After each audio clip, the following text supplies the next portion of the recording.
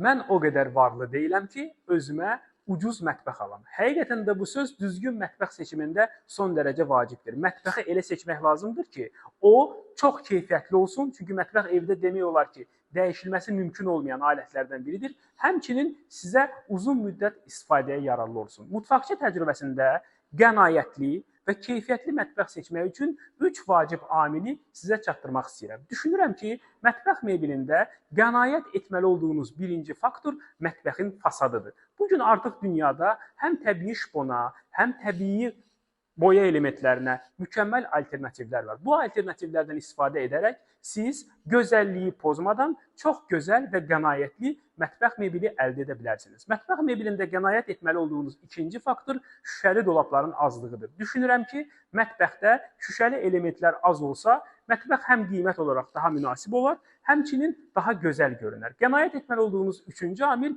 mexanizmlərdən bol istifadədir. Bəzən artıq mexanizmlər büdcəni böyüdür, ancaq bizə heç bir funksional fayda gətirmir. Mexanizm seçimi mətbəxdə professionallar tərəfindən təyin edilməlidir.